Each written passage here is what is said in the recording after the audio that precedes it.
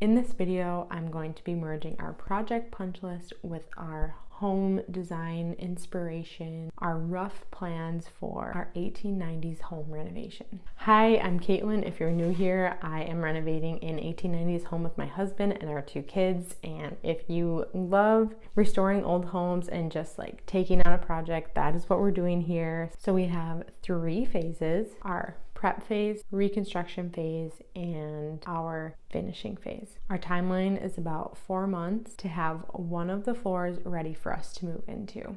We bought this home in December of 2023. We bought this home knowing that there was going to be a lot of work and love that's needed to be put into her to make her livable again, since she has not been lived in since 2002, or maybe it's 2012. We're not exactly sure on the timeline of when somebody last lived in this home. So for our prep phase, we have been slowly gutting the home over the winter, reconnected the electricity and water utilities. The next major project on our timeline is to remove the chimney from all 3 floors. While the chimney is cool and really part of the home of this era, it's really not needed for us anymore, and it's actually in the way of another major repair that we need to make to this home. Now, the next thing I'm going to say is probably going to sound a little bit scary, but I'm reassured by my husband that it is just normal. This happens and it's totally doable. So I'm really trusting the process here. But we need to jack up the whole entire home and replace an I-beam that has broken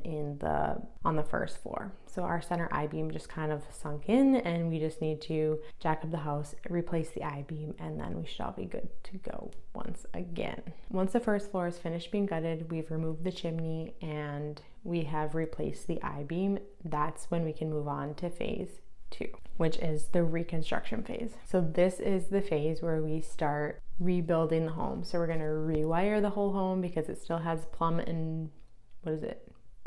tube wiring. I don't know. So we need to rewire the whole home. We need to install plumbing for all 3 bathrooms. We need to do drywall and then any feature walls that we're planning on doing. We'll start by rewiring the home, updating the plumbing, adding insulation and fire blocking, and finally installing the drywall, leading into our last phase, or phase 3. And that is the finishing phase, where we install trim, paint, and we get to move in. If you're like me, you're wondering, what is the vibe gonna be for this home? And I've said it before in a previous video, I'd like to pay tribute to the era that this home was built. So that's the 1890s. So think of like fat trim, as you can see here. Well, kind of this door, it's like nice and chunky trim, giving it a little bit of a modern touch, and then also just incorporating cozy, simple, minimal elements. So this is what I love doing. So the first floor that we're going to talk about in this video is actually the 3rd floor, because that's the floor I'm most excited about to see the transformation, because it's just been an attic and we were going to turn it into like an office / potential Airbnb. That's kind of up in the air still. So talking about this attic space, as soon as my husband and I saw it, we knew that we wanted to put tongue and groove all the way up to the ceiling. It's vaulted and it would just be so beautiful. So this space will have if it's going to be an Airbnb, it'll be more of like a studio feel. So it'll be more open, and there'll be a full bathroom, shower, sink, toilet, and a small kitchenette area. It'll probably be my husband's office for a while. Still, it would be useful to have all those things upstairs. So this is kind of the vibe that I'm going for. Think like tongue and groove, super simple, classic, white with probably a few wood tones mixed in. You'll get a better vibe by the pictures. If you can, I'll show you pictures of what I'm talking about. Then for the middle floor, the 2nd floor, we're planning on just painting the floors up there. I'm really leaning towards this like beige color, where it's like not too light, not too dark, because in our homes we've had super light flooring and super dark flooring, and sometimes when you go with dark flooring, you can just see all the dust, all the grime. It just shows a lot. Same with super light flooring. So we're trying to go somewhere in the middle. So we're thinking of painting it closer to a beige color, and maybe adding some beadboard, which was up there initially. And I love the look of beadboard, and then contrasting that with a wall color. So I'm not sure if I want to keep white cabinets or paint them like a deep sagey green color. I feel like that's kind of trendy right now, but I just love the way that it looks with like a butcher block countertop or even just a white countertop. I don't know. We haven't picked out all the finishes, but this is the general vibe that we're going for. As for the rest of the rooms, I don't really care what they look like. So I'm really just focusing on the finishes that we need really. So it's like more of like the kitchen, main flooring, paint colors. Now moving on to the final floor. So the floor that I'm on right now, this is the first floor. I'm probably just going to do a little bit more of the same. I think we are going to be painting these floors too.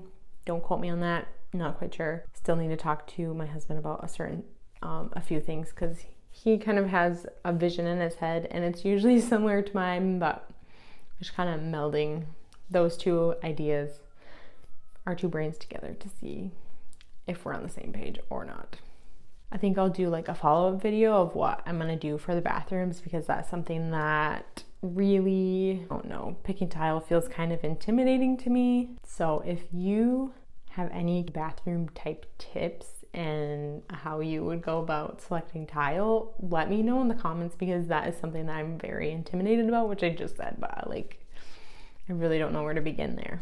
It's hard for me to visualize what actually needs to go in the bathroom because I don't really know where they're going to be in each floor level yet. I'm assuming it'll be similar to where they were in the beginning, and if you don't know where they were at the beginning, make sure that you check out the first video in this series, the renovation walkthrough, and you'll see where the bathrooms are on each level. So I'll do a follow-up video on the bathrooms and all the stuff and finishings that we have for that. When it comes to tiling and bathrooms in general, I think I'll talk about the 3 bathrooms that we'll be planning. So like I said, that's still to be determined. So I feel like I have a lot of time to figure that stuff out when it comes to bathrooms, and we'll just buy the stuff that's in stock because it's not like I'm an interior designer. This doesn't need to be a total custom home, and it really doesn't need to be high end in my opinion. I feel like it just needs to function for us and potential renters in the future, Airbnb guests, That's what the overall vibe is for this home renovation. So we are slowly chipping away at it. I'll have an updated video coming up probably in the next couple weeks. I think that we're going to be really jumping on the things that we need to get done.